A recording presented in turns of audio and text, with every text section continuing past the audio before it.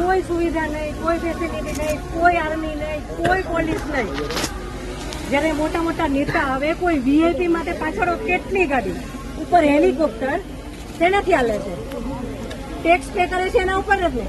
VIP માટે જે service છે એ આ લોકો માટે કેમ નથી?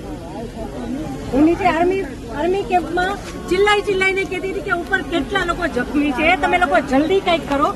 અમે ઉપરથી પડતા આથડતા નીચે ઉતરતી હજી ઉપર કોઈ ફેસિલિટી ગઈ નહોતી. ઉપર આટલું બધું થઈ ગયું હતું, નીચે આર્મીને ખબર કેમ ન પડી કે ઉપર આ થઈ ગયું છે? આતંકવાદી અમારી સામે આવીને ગોળી મારી જાય છે, હિન્દુ મુસલમાનને અલગ કરીને હિન્દુના બધા ભાઈઓને ગોળી મારી છે. તો આપણી આર્મી કરે છે શું? લાખોની સંખ્યામાં આર્મી હતી ત્યાં, અને જે ટુરિસ્ટ પ્લેસ છે ત્યાં કોઈ આર્મી મેન નહીં, કોઈ પોલીસમેન નહીં, કે કોઈ ફર્સ્ટ એડ કિટ નહીં, કાંઈ જ સુવિધા નહીં. એમાંથી એક આર્મી મેન એવું કહે છે કે તમે લોકો ઉપર ફરવા શું કામ જાઓ છો? હવે તમે મને એ વાતનો જવાબ દો. જો આ રીતનું હતું તો તમે અમને જવા શું કામ દો છો? નહીં, હવે મારા ઘરનો સ્તંભ વયો ગયો છે. હવે તમે મને પાછો આપો, મારે બીજું કાંઈ ન જોઈએ.